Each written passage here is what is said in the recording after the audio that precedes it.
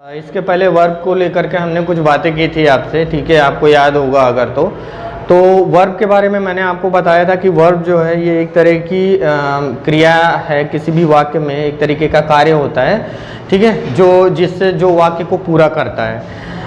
और मैंने if you remember that in that time I would told you that there are the two basic part of verb, ठीक है, that is helping verb and main verb. दो तरीके के हिस्से होते हैं वर्ब के, जो कि हेल्पिंग वर्ब होता है और मेन वर्ब होता है। अभी आपको मैं बताऊं कि आपका देखिए जो कन्फ्यूज़न होता है ये मेन वर्ब में नहीं होता है। क्यों मेन वर्ब में कन्फ्यूज़न नहीं होता है? क्योंकि मेन वर्ब में आपको मोड ऑफ एक्शन पता चलता है, कर्ता के द्वारा किया गया कार्य पता चलता है। जैसे मैं यहाँ पर बोलूँ, ठीक है, वह पढ़ता है, ही, ठीक है, रीड्स,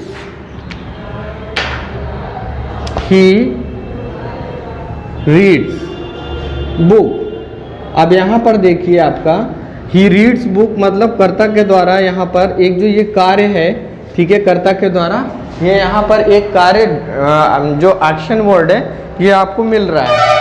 अब यहाँ पर सबसे इम्पॉर्टेंट चीज़ क्या आती है? सबसे पहले हम मेन वर्ब पर जाएंगे जहाँ पर आपको एक्शन वर्ड दिखे, क्योंकि वर्ब में मैंने बताया था तीन चीज़ें होती हैं। एक होता है फील, यानी कि जहाँ पर आप महसूस करते हो किसी के साथ एक रिलेशन महसूस करते हो, यानी कि बी होने का जो भाव हो। वर्क, जहाँ एनर्जी लगती है, काम, वहाँ पर वर्ब आता है। ऑब्वियसली जहाँ पर एनर्जी लगेगी, चाहे वो मेंटल वर्क हो या फिजिकल वर्क हो, दोनों में यूज होता है। एंड एक्शन वर्ड होता है, जाहिर सी बात है यहाँ पर वो रीड्स पढ़ रहा है तो ये मेंटल वर्क है, और मेंटल वर्क के साथ साथ उसका एक्शन भी दिखा रहा है, ठीक है। एक्शन का मतलब ये होता है कि किसी भी कार्य करने के बाद उसका कोई ना कोई परिणाम आए। ऑब्वियसली अगर वह जो भी वह है, अगर वो किताब कुछ पढ़ रहा है तो उसके परिणाम स्वरूप उसको कुछ तो नॉलेज होगी ना। तो इस वजह से यहाँ पर वर्ब आपको ये पता चलता है। ट्रांजिटिव और इंट्रांजिटिव वर्ब में ये फर्क होता है। ट्रांजिटिव का मतलब होता है सकर्मक, यानी कि जिसके बाद, ठीक है, कोई भी ऑब्जेक्ट, यहाँ पर आप ऑब्जेक्ट देख रहे हैं, ठीक है, अगर किसी भी वर्ब के बाद अगर, ठीक है, आपको ऑब्जेक्ट की प्राप्ति हो रही है तो वो ट्रांजिटिव वर्ब हो जाता है। अगर किसी भी ये वाक्य, अगर हमने यहाँ पर लिखा ही रीड्स, वह पढ़ता है, वाक्य ये भी पूरा हुआ। कोई भी वाक्य सब्जेक्ट और वर्ब के साथ मिल करके वो वाक्य तैयार हो जाता है। उसके लिए ऑब्जेक्ट ज़रूरी हो, ज़रूरी रहे, ये इस ज़रूरी नहीं होता है। कारण अगर हमने यहाँ पर लिखा ही रीड्स, वह पढ़ता है, ये भी आपका सेंटेंस करेक्ट है। यहाँ पर मैंने लिखा ही रीड्स बुक, तो यहाँ पर देखिए आपको ऑब्जेक्ट मिल रहा है। तो जहाँ ऑब्जेक्ट आपको मिले, सिंपल सी चीज़ जान लीजिए कि अब यहाँ वो आपका ट्रांजिटिव वर्ब हो जाता है और ये इनट्रांजिटिव वर्ब हो जाता है, क्योंकि इसके बाद कोई ऑब्जेक्ट नहीं मिल रहा। क्यों? क्योंकि हमें पता नहीं चल रहा है कि वो पढ़ रहा है तो क्या पढ़ रहा है। न्यूज़पेपर पढ़ रहा है, बुक पढ़ रहा है, नॉवेल पढ़ रहा है, अपनी कोर्स बुक पढ़ रहा है, ठीक है, या स्टोरी पढ़ रहा है, कॉमिक्स पढ़ रहा है, वॉट एवर, ठीक है। तो ये सारी चीज़ें यहाँ पर ट्रांजिटिव और इनट्रांजिटिव वर्ब के अंतर्गत आती हैं। आपके लिए जो कंफ्यूजिंग यहाँ पर चीज़ें आती हैं, ठीक है, वो आपका आता है हेल्पिंग वर्ब, ठीक है। हेल्पिंग वर्ब में दो इम्पॉर्टेंट चीज़ें, दो तरीके का उसका डिवीज़न होता है। सबसे पहले तो बी वर्ब होता है आपका, ठीक है। बी वर्ब मैंने आपको बताया, बी का मतलब होता है is, am, are, was, were, ठीक है, जिसमें आपको मैं बताऊं कि जैसे मैंने आपको बोला था, ठीक है, कि वर्ब की अनुपस्थिति में, यानी मुख्य क्रिया की अनुपस्थिति में helping verb as a option वहाँ पर काम करता है, एज अ ऑप्शन वहाँ पर काम करता है। जैसे मैंने यहाँ पर बोला, ठीक है, I am the student of class 12th, ठीक है। यहाँ पर मैं अगर क्लास 12th का स्टूडेंट हूँ तो वहाँ पर मैंने कोई कार्य नहीं किया, but I am as a be. Be का मतलब होता है होना। आपको जब मैंने यहाँ पर डिफिनेशन लिखाई थी तो आपको याद होगा कि वर्ब इज अ वर्ड, ठीक है, verb is a word which shows, जो कि दिखाता है the action of subject, subject का कोई भी एक्शन, कोई भी किया गया कार्य, और द स्टेट, स्टेट का मतलब होता है दशा, और the state of a subject, state of a subject, subject की कोई दशा दिखाता है। जैसे मैंने यहाँ पर बोला था ही रीड्स, वह पढ़ता है, एक्शन वर्ड दिखा रहा था। लेकिन जब यहाँ पर मैं बोलूँगा ही इज माई फ्रेंड, तो यहाँ पर जो ही है, ही आखिर है क्या? मेरा दोस्त है। तो ये जो इज वर्ड आया है जो हेल्प कर रहा है, मदद कर रहा है ऑब्जेक्ट और सब्जेक्ट को जोड़ने में, यही आपका हेल्पिंग वर्ब, या इसको बी वर्ब भी बोलते हैं। बी का मतलब होता है होना, ठीक है। अब ये दो भागों में डिवाइड होता है। प्रेजेंट के लिए आपको इज एम आर लगता है, ठीक है, आई के साथ एम लगता है, और सिंगुलर के साथ इज, प्लूरल के साथ आर, और पास्ट में जब आप जाएंगे तो वॉज और वर लगता है, ठीक है। ये आपका हो गया हेल्पिंग वर्ब। हेल्पिंग वर्ब में अभी दूसरा पॉइंट जो है वो है आपका मॉडल्स। मॉडल्स में जब आप जाएंगे, ठीक है, तो मॉडल्स, अब सबसे पहले मॉडल्स जानिए कि मॉडल्स होते क्या हैं। मॉडल्स का मतलब ये होता है, ठीक है, ये भी एक तरीके के हेल्पिंग वर्ब होते हैं जो सम टाइम जो आते हैं, ठीक है, मुख्य क्रिया के साथ आकर के उसका अर्थ पूरा पूरा बदल देते हैं, वो मॉडल वर्ब्स होते हैं। अभी जैसे क्या था कि यहाँ पर एक तो आ रही थी डायरेक्ट मुख्य क्रिया आ रही थी, यहाँ पे सिर्फ सहायक क्रिया आ रही थी, लेकिन ये मुख्य क्रिया के साथ भी आते हैं। अब जैसे मॉडल्स का अगर देखें हम, तो मॉडल्स में आपके क्या क्या होते हैं। मॉडल्स का अगर आप हिंदी अनुवाद निकालें तो मूड्स, मूड का मतलब ये होता है, अगर आपने कभी देखा होगा तो आपकी जो मन की बात है, यानी कि आप अपनी जो मन की बात है अगर जब आप किसी से कहते हैं तो उस जगह पर मॉडल्स का यूज़ होता है। यानी कि मन की बात का मतलब क्या होता है, जैसे कि हमारी जो भी भावनाएं हैं, जो हमारी फीलिंग्स हैं, या इच्छा है, सलाह है, या किसी को हम विश कर रहे हैं, तो वो हमारे अंदर मन से वो चीज़ें आ रही हैं, तो या रिक्वेस्ट कर रहे हैं, तो इस जगह पर मॉडल्स का प्रयोग होता है। और एक चीज़ और यहाँ पर मैं आपको बता दूँ, मॉडल्स जो होते हैं, ठीक है, मॉडल्स का यूज़ जैसे हम कई चीज़ों में होता है, ठीक है। अब उसके लिए अलग अलग डिफरेंट मॉडल वर्ब्स हैं, ठीक है। जैसे अगर हम आपको लें, ठीक है, तो एक आपका है विल, अगर आप लेते हैं, जैसे कि अगर हम बोले विल, ठीक है, ये विल जो होता है ये मॉडल है।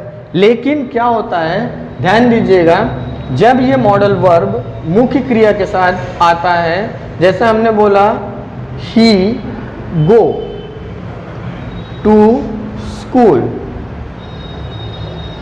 ही गो टू स्कूल, अगर यही विल इसके बीच में यहाँ आ जाता है, देखिएगा ध्यान से, he will go to school,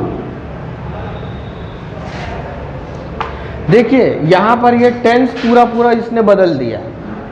यहाँ पर ये प्रेजेंट में था और यहाँ पर ये फ्यूचर में चला गया है, सिर्फ एक विल लगाने पर। तो ये जो मॉडल्स होते हैं मुख्य क्रिया के पूर्व आकर के वाक्य का अर्थ जो है पूरा बदल देते हैं।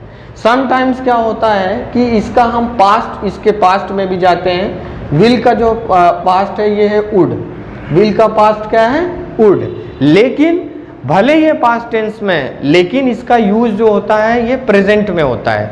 अब वो डिपेंड करता है हमारी मन की इच्छाओं पर, हम उस सिचुएशन पर कि हम रिक्वेस्ट कर रहे हैं, प्रार्थना कर रहे हैं, आग्रह कर रहे हैं, या किसी को विश कर रहे हैं, उस पर डिपेंड करता है कि यहाँ पर इसका यूज़ कैसे होगा। अब अगर यूजेस की बात करें तो सबसे पहले हम बात करेंगे मे वर्ड की, ठीक है। आप लोगों ने जनरली सुना होगा कि बचपन से लेकर के आज तक मॉडल वर्ड्स की अगर हम बात करें तो मॉडल वर्ड्स में वर्ब में हमेशा आप लोगों को ये सिखाया जाता है कि एक छोटा बच्चा भी जो होता है वो क्लास में एंट्री करने से पहले बोलता है मे आई कम इन सर। तो व्हाट इज द मे, मे है क्या, ये जो मे है ये मे, अब हम मे की बात कर रहे हैं। मे में क्या होता है, मे का यूज़ कैसे कैसे होता है। पहली बात तो देखिए परमिशन के लिए होता है, ठीक है, परमिशन।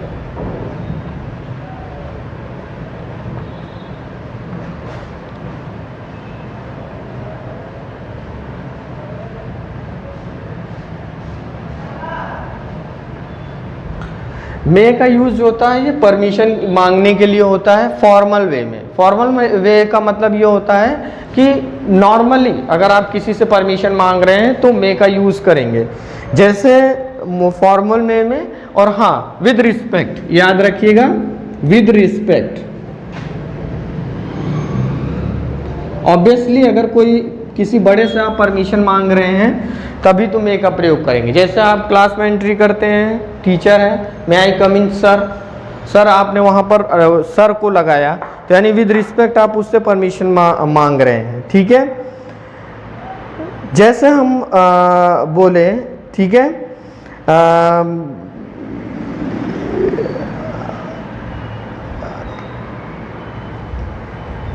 किसी को अगर हम ऐसे बोलें जैसे कि यू मे बाय समथिंग, जैसे यहाँ पर हम परमिशन सिर्फ लेने के लिए नहीं होती है, परमिशन देने के लिए। जैसे अगर हम परमिशन लेना है हमें, तो अभी मैंने आपको एक एग्जांपल दिया था, मे आई कम इन सर। एक लड़का है, क्लास में एंट्री करने से पहले परमिशन मांग रहा है, अब परमिशन दे रहे हैं। जैसे कोई आपके माँ बाप हैं, कहीं लेके किसी शॉप पे गए तो आपसे बोलते हैं यू मे टेक समथिंग,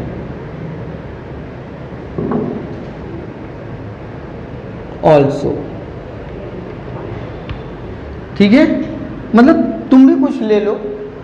जैसे हम शॉपिंग पे गए तो यहाँ पर परमिशन, देखो यहाँ परमिशन क्वेश्चन मार्क लगा है, मतलब परमिशन मांगी जा रही है। क्वेश्चन मार्क नहीं लगा है, मतलब परमिशन दी जा रही है।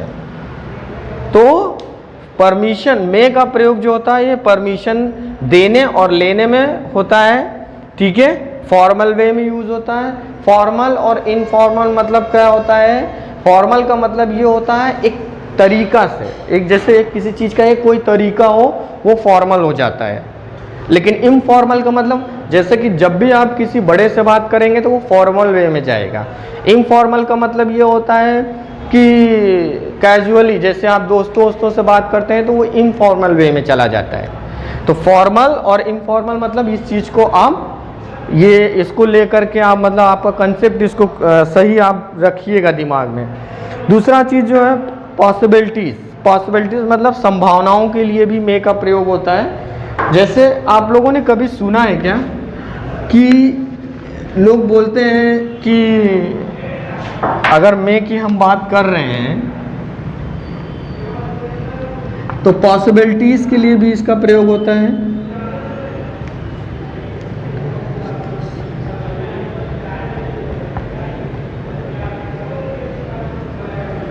पॉसिबिलिटीज, संभावना। लोग बोलते हैं ना कि आज स्कूल खुला है क्या, मे बी मतलब शायद।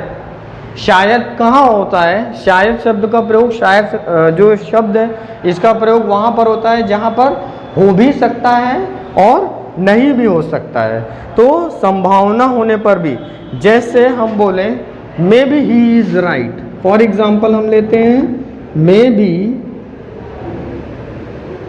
he is right, शायद वो सही हो, मतलब कि कंफर्म नहीं है कि वो सही है या सही नहीं है, लेकिन हमारे पास उसके खिलाफ कोई गलत होने के कोई पुख्ता सबूत नहीं है, इस वजह से हम उसको गलत नहीं ठहरा सकते। तो ये आपका हो जाता है, ठीक है, पॉसिबिलिटीज। विश, जब आप किसी को विश करते हैं, जैसे आप किसी की कामना करते हैं किसी को, तब भी मे का प्रयोग करते हैं, ठीक है, विश। अब जैसे हम आपको बताएं कि किसी के लिए विश करते हैं आप, मे गॉड ब्लेस यू, आप बोलते हैं ना, एग्जाम्पल के लिए मे गॉड ब्लेस यू, भगवान तुम्हें चिरायु रखे। तो मे गॉड ब्लेस यू आप बोलते हैं, तो यहाँ पर आप विश के लिए भी यूज़ करें, तो पॉसिबिलिटीज़ के लिए यूज़ करें। तो आपको जो ये मे शब्द है समझ में आया, ये किस तरीके से यूज़ होता है? 3 तरीके से यूज़ होता है। फर्स्ट थिंग तो आपको मैंने बताया था मे का परमिशन, फॉर्मल वे में परमिशन लेने और देने में पहला। दूसरा पॉसिबिलिटीज़, संभावनाओं के लिए होता है। तीसरा जो होता है ये आपका किसी को शुभकामनाएं देने के लिए भी मे का प्रयोग होता है। ठीक है, इसके बाद आप जब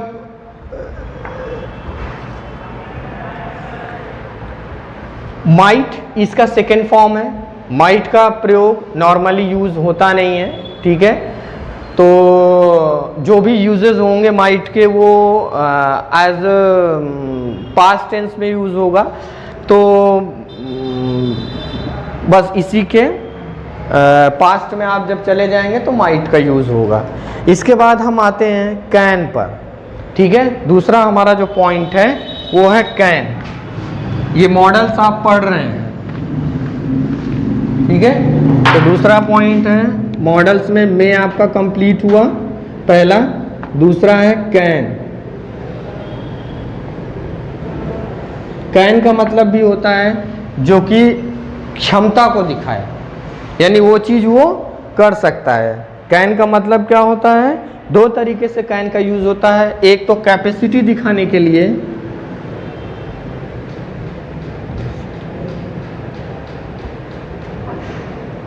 क्षमता दिखाने के लिए, और दूसरा होता है, ठीक है,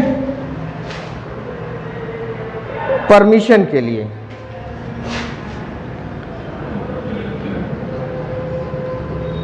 अब आप बोलेंगे कि जब परमिशन का यूज मे में हो रहा था तो इसमें कैसे हो रहा है? परमिशन का यूज इसमें हो रहा है लेकिन इनफॉर्मल वे में होगा। जैसे वहां पर विद रिस्पेक्ट फॉर्मल वे में हो रहा था, यहाँ पर इनफॉर्मल वे में होगा। इनफॉर्मल का मतलब हमने आपको बताया है। ठीक है, इनफॉर्मल का मतलब ये होता है जब आप दोस्त यार से बात करते हैं तो उनको रिस्पेक्ट नहीं देते। रिस्पेक्ट हम जो हमसे उम्र या पद में या ओहदे में जो बड़े होते हैं हम उनको जो है, ठीक है, विद ड्यू रिस्पेक्ट हम उनसे जो है परमिशन लेते हैं। ठीक है, या उनकी तरफ से परमिशन मुझे या हमें आती है। तो अब मैं यहाँ पर ये कैन का आपको एक एक एग्जाम्पल दे रहा हूँ। ठीक है, तो कैपेसिटी की अगर हम बात करेंगे तो इसका एक एग्जाम्पल हो जाएगा आई कैन स्पीक इंग्लिश। अब ये क्षमता को बता रहा है कि मैं इंग्लिश बोल सकता हूँ। और जैसे कि अगर आपके किसी दोस्त वगैरह से कुछ भी आपको मतलब ऐसे नॉर्मली कोई परमिशन चाहिए हो, ठीक है, इनफॉर्मल वे में, तो इसका एग्जांपल आप दे सकते हैं। ठीक है, can you solve my problem.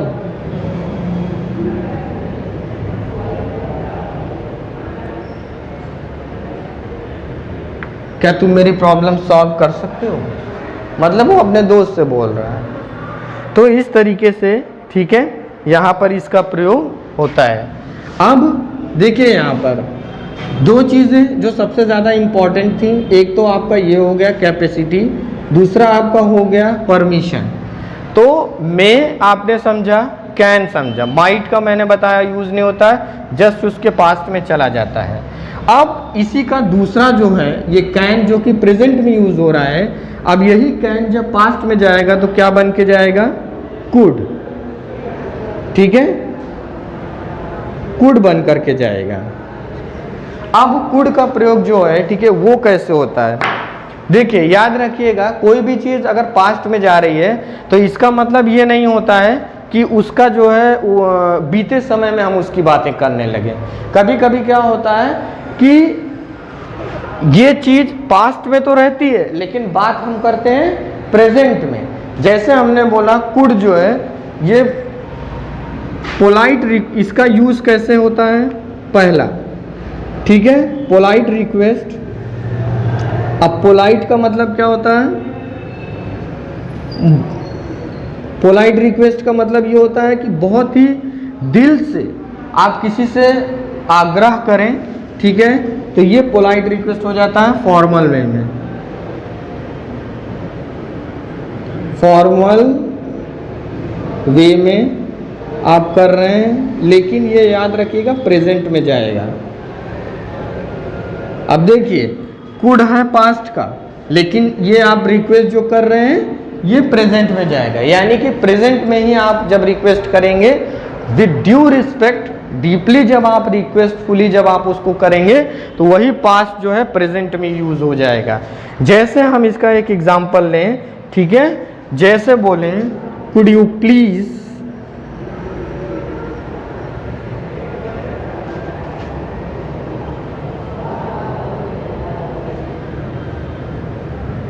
Open the window.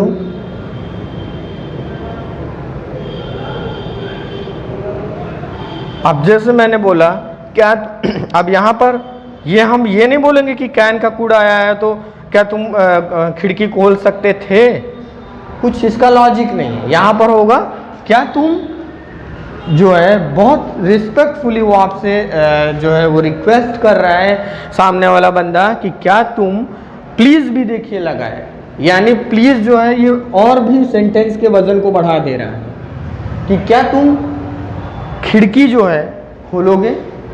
इसके अलावा, ठीक है, ये पोलाइट रिक्वेस्ट के अलावा इसका इस्तेमाल एबिलिटी ऑफ पास्ट में भी होता है, ठीक है।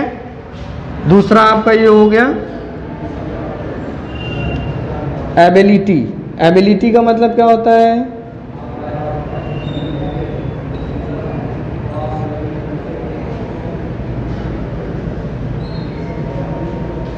योग्यता।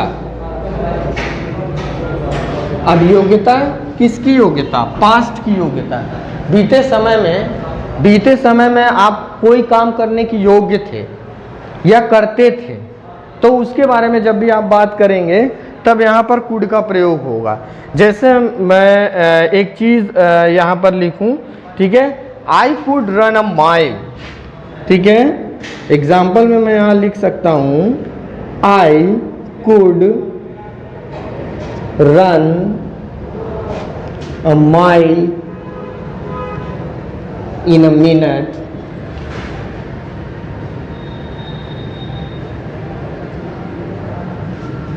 when I was 15 years old।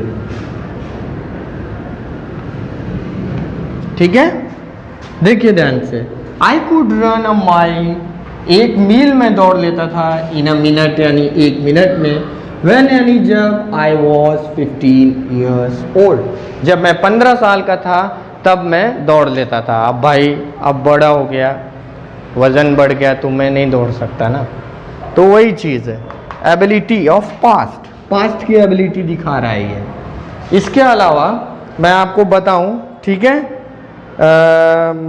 बाकी नरेशन वगैरह में भी ये यूज़ होता है। आप जब 11th-12th में आप पढ़ रहे हो तो नरेशन में भी आपने देखा है कि जब आपको चेंजेस करते हैं तो मॉडल्स कैन कुड में, शैल शुड में, मे माइट में ऐसा चेंज हो जाता है, तो नरेशन में भी इसके चेंजेस होते हैं। तो फिलहाल आज के लिए इतना ही मॉडल्स जो हैं वो हम आपको बता रहे हैं। जो भी हो ये आप इसको डाउनलोड कर सकते हैं, इसको आप जो भी आपका इश्यूज़ है, ठीक है, उस पर आप कमेंट बॉक्स में मेंशन करके आपकी कोई भी प्रॉब्लम हो, कोई भी दिक्कत हो, ठीक है, क्योंकि देखिए मॉडल्स इसलिए बेहद ज़रूरी है मॉडल वर्ब्स, क्योंकि आपको जो मेन वर्ब होती हैं वो क्लियर होती हैं, वो इजीली समझ में आ जाती है, बट बस जो कन्फ्यूज़न होता है वो मॉडल्स में होता है। मॉडल्स में कन्फ्यूज़न होने का कारण क्या होता है कि model is the one thing that is use in every competition exam as well as your academic exams like 10th और 12th एग्जाम्स। ठीक है। So I think that you should to more attentive on models, ठीक है, model में आपको attentive होना चाहिए, ठीक है। और देखिए यहाँ पर भी शुड मैंने यूज़ किया बोलते वक्त, ये भी एक मॉडल है। तो you should to be more attentive on models because that is very much important if you are in 11th or 12th. So then after मतलब you will go for the competition exam, so that will be must for you, and I hope you understand. And हाँ, yes, if you have any problem, अगर कोई दिक्कत है please comment box में जाइए। मैं हर बार ही आपको बोलता हूँ कि कमेंट बॉक्स में जा कर के कमेंट्स जो भी है वो करिए, उस पर क्वेश्चन पुट अप करिए, ठीक है। I will answer you, I will reply you, I will sort out your all doubts, but before that you have to ask questions. Thank you so much.